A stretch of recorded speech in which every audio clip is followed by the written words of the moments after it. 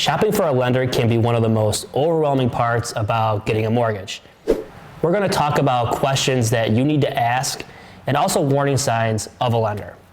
That way, you know if you're going to choose the right one and not end up with a bad lender. So let's dive right into this. Actually, first, we need to talk about the big myth about multiple credit inquiries. You actually have 45 days to get your credit pulled. So if you get it pulled today, you have another 45 days to get it pulled in a limited amount of time with the mortgage inquiries. So all has to be the same. It can't be mortgage, then your credit card, then a car. But if it's all the same, you get unlimited inquiries within that 45-day window. And it's going to count as one inquiry. Now that one inquiry is going to change your score 3 to 5 points. So the government wants you to shop for a mortgage. That's how you're going to save the most money moving forward. This is important to know because if you're shopping lenders trying to find the right fit, you can feel comfortable that it won't harm you. All right, so let's jump into some of the questions that you want to ask. And they aren't key questions that every person has to ask as you go through the process. There's going to be questions that you have about your mortgage, about the home buying process in general. Those are 100% fair questions. Don't ever feel like there's a bad question to ask your loan officer or realtor. They're there to help you. They're part of your home buying team. Okay, so ask the questions. But I think some really key ones are, number one, what are your turn times? Turn times are how long it takes that lender's underwriter to look at your file and issue an approval. And knowing this, what the turn times are, is going to be really helpful to see how quick or slow this lender is going to be. So for instance, normally a really quick underwriting turn time would be 3 days. And I've seen turn times take up to 2 weeks from certain lenders. But understanding that, being able to figure out, okay, once all my documents are submitted to the loan officer and sent to the lender, how quick will the underwriter tell me an answer and if they have my approval ready? Also, you want to ask, what are your Section A fees? These are fees that are specific to the lender. People make the mistake of first asking, what are the closing costs? And that's kind of a loaded question because closing costs incorporate all of the costs of purchasing a home, not just the lender costs. So you can make the mistake of choosing the wrong lender just based off asking that question. Section A costs are just what the lender charges. Closing costs include lender charges plus all other things like taxes and insurance, title costs, and recording fees. Things that the lender themselves don't charge and they're just going to estimate. So ask the question, what are the Section A costs? These are what the lender charges. Section A is going to be on your loan estimate, which is the document your loan officer gives you showing your rate, loan amount, monthly payment, closing costs, down payment, everything. And what you'll see under Section A is origination charges. And this is a number specific to your lender, and it's specific to what they're charging. They don't control all the fees, but they are going to be able to control the Section A costs. So when you're comparing lenders, it's really important to look at Section A. Another question to ask is, who will be my main point of contact during the process?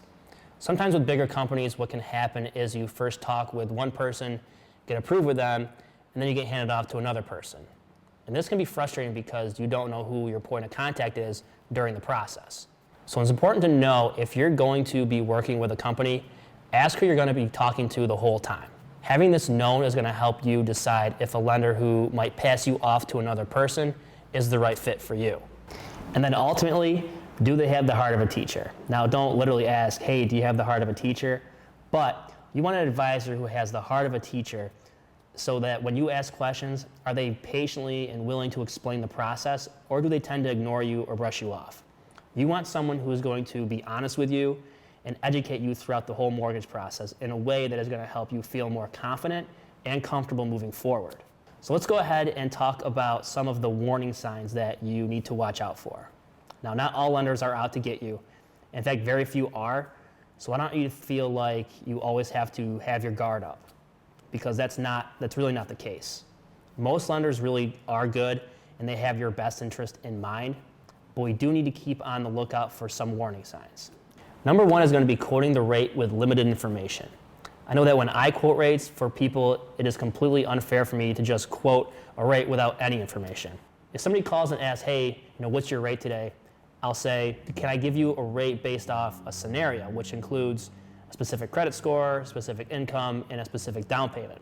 All that is going to affect the rate, And so it's not fair for me to just say, yeah, the rate is X with no information, when in reality that person has a lower credit score and different down payment. So it's important that if you're looking at rates, make sure the loan officer on the other end of the phone is asking you questions and quoting you a specific scenario. Another warning sign would be not giving a complete breakdown of costs. This happens quite a bit. A lot of times loan officers will just get a rate, some costs, and that's it. They really expect the buyer to kind of put the puzzle pieces together. They expect you to figure it out. And you get to the closing table and you realize, wow, things were a lot more costly than we realized. So a loan officer should have the confidence to give you, the buyer, a full breakdown. And what that means is they're going to show you, again, those Section A fees, the things they charge you, but they're also going to give you an estimate of all the other costs in the deal. Reason is, this is the most ethical way to treat people. They need to show you exactly what to expect moving forward. The loan officer's job is to give you the expectations up front. Another warning sign is taking longer than 24 hours to respond. Now, the way I operate, I think an hour and a half is too long to respond. If I'm busy in a meeting or whatever it is, I'll always text back and say, hey, I can't talk right now, but let's hop on the phone at 2 o'clock or whatever time works. But if you're waiting 24 hours for an email, text, or call back, it might be time to revisit and look at another lender. This in a way leads me to the last one, trust your gut. If you're feeling uneasy or not confident in who you're currently working with, talk to your realtor and they can point you in the right direction. Ultimately, you want to trust who you're working with. Finally, do the numbers actually matter when we're comparing these types of lenders?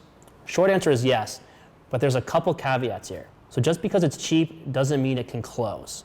And this is true with those lenders that just show you a super low interest rate all the time. Just because they can give you a cheap quote doesn't mean they can close on time.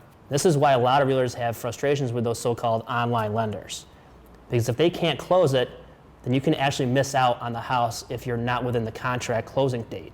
Also, sellers tend to not like those online lenders, and more particularly the seller's agents. They'll question if the loan officer went through income documents correctly and if they can actually close on time. They'll also be concerned about miscommunication and other frustrations in the process. Because a lot of these online lenders are just trying to win your business based on cost and not based off the service. You really need to have a mix of the two. So you want to prioritize an effective lender on a purchase who can close on time over a cheaper lender. Because when you're purchasing, you have to keep in mind you're under contract, right? You have a time frame that you need to meet to close that loan. When you're comparing different lenders, page 3 on the loan estimate will tell all. It will show a comparison in 5 years, which is going to be the most important. That shows you what you've paid in total cost of this loan.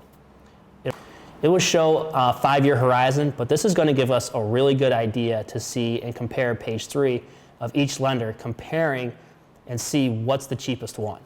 So I hope this helped you out. If you have any questions on the mortgage process and choosing a lender, my contact information is below.